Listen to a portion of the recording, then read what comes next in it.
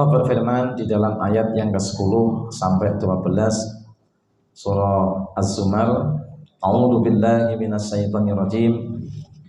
Qul ya ibadil ladzina amanu taqu rabbakum lilladzina ahsanu fi hadhihi dunya hasanah wa ardullahi wasi'ah.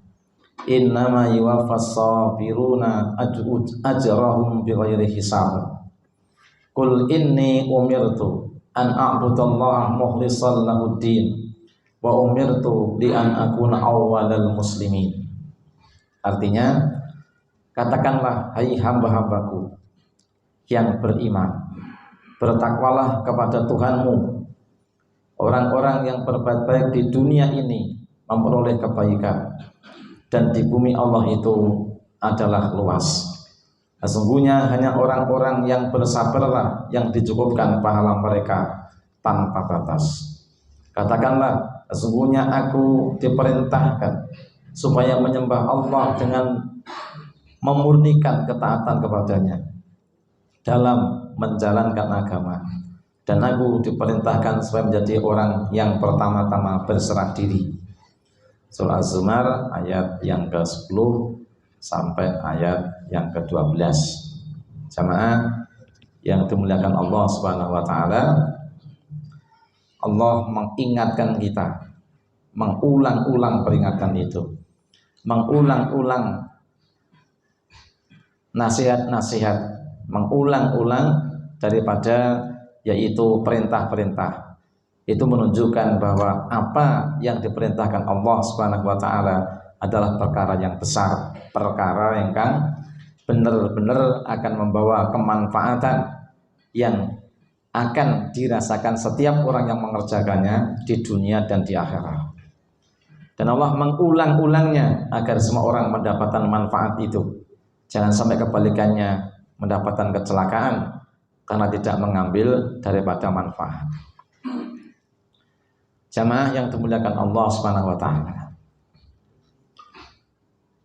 kalau kita ambil sebuah perumpamaan, kita ketemu dengan teman, artinya ndi Mas yang tawang mangu, anu wae kowe lewat Batur ana ngitan wae, terus nganti mentok engko kiri tekan kota Karanganyar ke belok kanan, aja metu liyane. Tau ngopo? Pokoke metu kono. Kowe engko beruntung. Nah, kemudian satu orang lewat situ, yang lain tetap lewat Palur Ngetan. Nah, satu orang yang lewat Mojolaban mau, yang lewat Bekonang, Batur Nongetan Bekonang. Neng kono entuk hadiah emas gedene sak duren.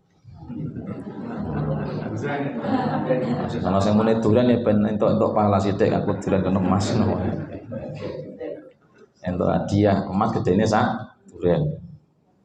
Kemudian sampai di Tawangmangu bareng. Sing sak rombongan mau ra entuk apa-apa, sing wong siji entuk emas gedene sak duren. Cerita, wah. Kowe mau cara lewat kono kabeh dihadiahi emas sak duren. Kowe yo ora gelem. Wah. Mesti do nyalahke. Kowe kuwi kanjeng ra kenal. Kowe ngayal tuh kene padu gitu. Nah, itu cuma emas gedene sak duren. Padahal yang ditawarkan Allah Subhanahu wa taala keselamatan, keutamaan, kemuliaan, ngungkuli apapun kenikmatan yang ada di dunia ini. Yaitu namanya surga Allah Subhanahu wa taala. Nah, neng sing ngetutke mung sithik. Nek sing ngetutke entuk manfaat. Dia menerima ibarat tadi ngetutke sak nasihat mung siji entuk manfaat emas gedene sak duren. Sing ra entuk nyesel. Nah awake dhewe ra entuk emas sak duren wae nyesel nganti direwangi padu, gontok-gontokan nyalahke liya-liyane, lendahne adesuk nek ra entuk swarga. Padahal yang dijanjikan Allah itu adalah keselamatan yang sesungguhnya di dalam kehidupan yang abadi besok di negeri akhirat. Apa perintahnya? Yang pertama, qul ya ibadilladzina amanu taqu rabbakum. Yang pertama, katakanlah Muhammad, hai hamba-hamba yang beriman, takutlah kepada Tuhan kalian. Yang pertama itu. Yang selalu ditekankan, yang selalu dikuatkan dalam agama adalah apa? Supaya selalu bertakwa kepada Allah, bertakwa kepada Allah, bertakwa kepada Allah. Kenapa? Karena takwa itulah seseorang akan mendapatkan, yaitu satu, kemudahan dalam hidup. Dua, ampunan Allah. Ketiga, surga seluas langit seluas bumi, yang disediakan hanya bagi orang-orang yang mau bertakwa. Belum lagi rezeki yang tidak disangka-sangka. Ini yang Allah tawarkan itu seperti itu. Makanya kita hidup ini ben ajak untung itu kan takwa. Barang siapa yang Allah menghendaki banyak kebaikan kepada seseorang, maka Allah akan tuntunkan dia untuk supaya dia paham kepada agamanya Allah. Artinya mungkin nek paham agama, insya Allah akan mendapatkan kebaikan yang tanpa batas. Jadi dia agama itu melarang kita perbuatan yang merusak. Agama itu datang kepada kita itu mengajar kita supaya kita selamat. Maksud tujuan agama itu ada namanya maqasidus syar'i. Maksud inti tujuan agama itu diajarkan pada kita itu ada 5. Pertama apa? Melindungi akal sehat. Awake dhewe iki supaya berpikirnya benar-benar berpikir yang positif dan benar-benar bisa berpikir yang benar gitu. Maka tidak akan mungkin wong itu nek otak rusak karena ngombe ciu iso mikir sing bener. Allah itu mengajari kita. Wong itu ora iso mikir siji nalikane nesu. Wong nek nesu ora iso mikir. Padahal nek wong lanang nesu karo wong wedok ora mikir. Nek wong saduk karo lunga. Saduk karo lunga. Makanya kita aja gampang nesu. Wong nek gampang nesu itu otake ra jalan. Tidak bisa berpikir wajar. Ada nggak orang yang nesu sambil berpikir? Empat itu.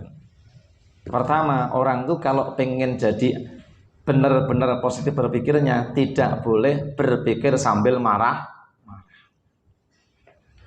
Ngandani karo nesu ora entuk. Wong nek ngandani nesu mesti sing metu elek-elek. Goblok ngono kuwi. Itu kan omongane wong nesu itu. Makanya dilarang kita ngomong sambil nesu. Makanya kita jangan mudah marah. Tapi kita supaya menahan marah. Pertama. Kedua, orang tidak akan mungkin bisa berpikir kalau dalam posisi mabuk. Dulu sebelum mabuk itu dilarang, ayatnya turun, la taqrabus sholata wa antum sukara. Kamu jangan sholat saat kamu sholat itu kamu sedang mabuk. Wong nek mabuk sholat mesti dhek nek maca mbuh. Dulu ketika salah seorang sahabat itu ngimami subuh wis tangine telat gara-gara mendem, kemudian dia urung ilang mendeme ngimami salat subuh. Maka bacanya surat Al-Kafirun nganti suwe ra rampung. Qul ya ayyuhal kafirun a'budu. Lane ilang a'budu ma ta'budun wa antum abiduna ma a'budu wa ana abidu ma batum wa antum abiduna ma a'bud wa la ana abidu ma batum wa antum usmubu nganti akhire padang. Lagi lamat-lamat sadar iki mau ngopo. Tekan semene. Akhirnya dilaporne Kanjeng Nabi, nek si among imam sholat nganti suwe surate ra ganti-ganti al kafirun rampung. Rampung. Ayatnya podo, iso ruwet itu. ilal ladzina amanu wa amilus solihati lahum ajrun ghairu mamnun. Kudune ngono. Ladzina amanu wa tawassaw bil haqqi wa tawassaw bis sabr. Ngono. Karena tidak sadar. Ade wong itu nek ora sadar ora mungkin iso mikir. Ngapalke materine sing arep mikir wae hilang. Ini kedua, jangan sampai kita mabuk. Nah, kemudian yang ketiga, jangan kamu banyak membenci. Kalau kamu banyak membenci orang itu, kamu tidak bisa ngomong yang baik. Nah, kita itu bersaudara. Jangan saling membenci, jangan saling memata-matai, jangan saling membelakangi, acuh tak acuh. Nah, jangan sampai engkau kemudian saling menyebarkan aib di antara kalian. Supaya apa? Supaya kalian itu selalu ngomong yang baik. Ketika orang ngomong sesuatu, tiba ada suara tentang dia yang jelek, terus ngomong apa mandek kira-kira? Mandek, ngrungokne omongan mau. Sapa sing ngondo mau lah. Akhirnya ngono kuwi. Akhirnya tujuannya dia itu ngomongan sesuatu jadi gagal karena ada suara buruk yang masuk. Inilah kita diperintah untuk sabar, menahan marah, tidak boleh mabuk. Makanya akal kita tuh jadi rusak. Goro-goro siji itu gampang nesu, loro mendem, telu banyak kebencian pada seseorang. Akhirnya ngomongnya jadi nggak baik.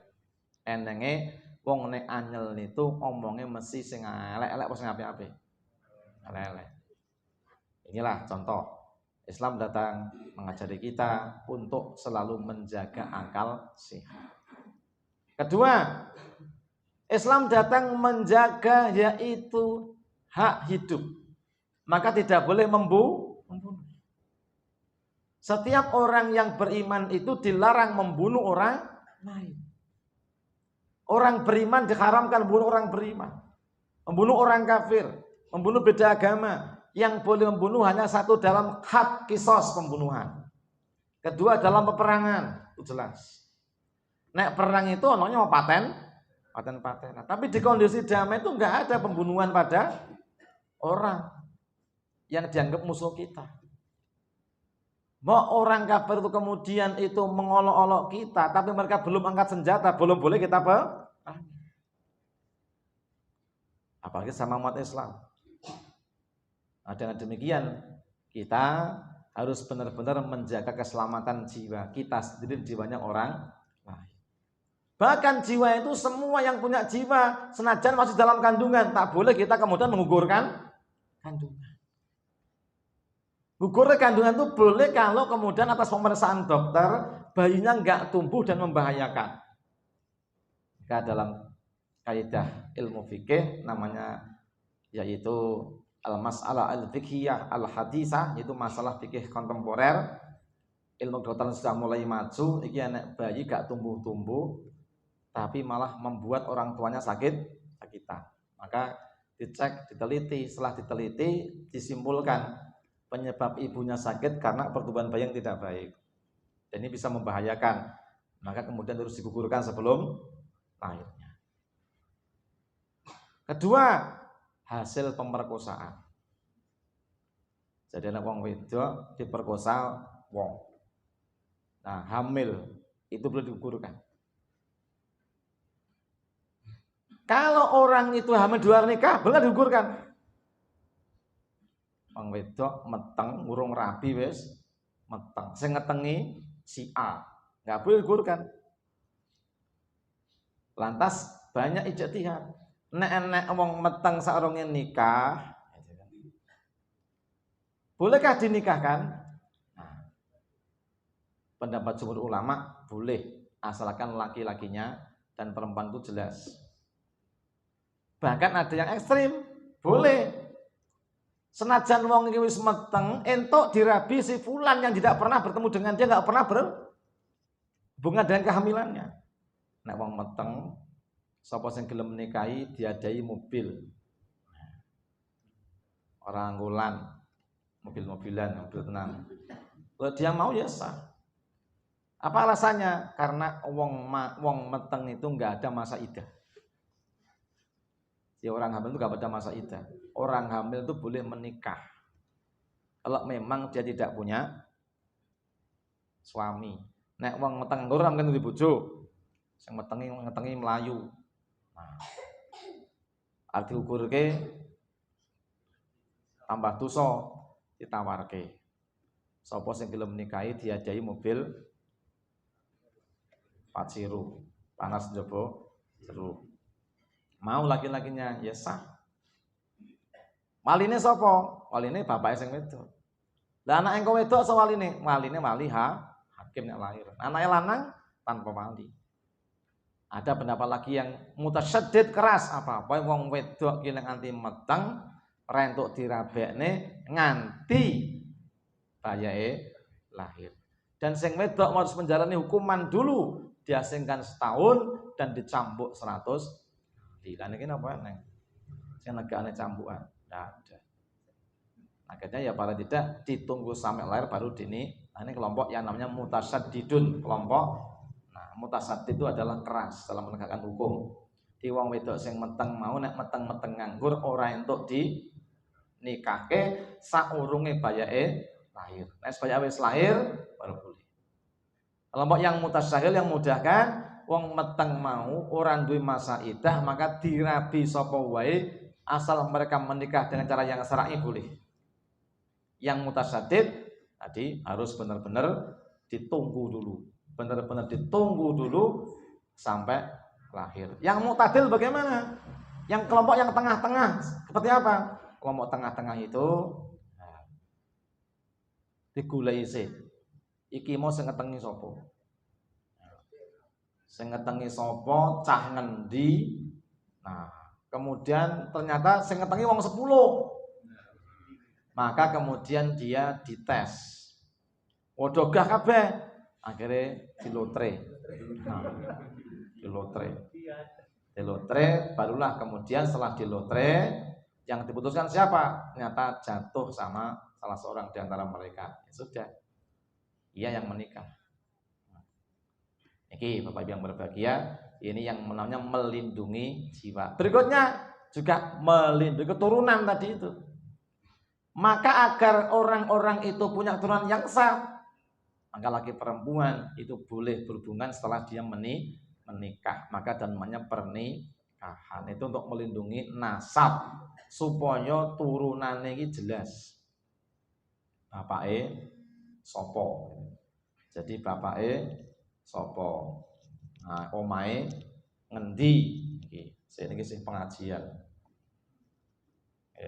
Jadi niki omahe ngendi, goleki ketemu. Nah, kemudian baru gitulah gitu kan. Makanya dalam Islam itu hati-hati. Menikah itu menyang kami takon, sapa calone? Maimunah, omahe ngendi? Gunung Gede, Dudo apa Perawan? Perawan. Nah, dites. Dicek gitu kan. Bapake iki ada namanya sebelum nikah itu namanya jonggolan. Ngecek data-data iki jek enek hubungan apa ora. Oh, ternyata iki mbahe padha, boleh. Bapake padha, ora entuk. Nah, iki sik dulur cedak selama masih boleh iki anake Pak Gandar entuk anake Pak Saidi boleh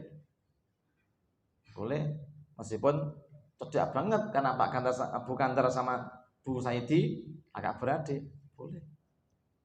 Makanya ngati-ngati karo dulur nak dulur itu dudu sapa-sapa boncang-boncang wae itu nah cara sapi mudune batal, bukan mahram. Berikutnya Islam melindungi apa? Harta kepemilikan.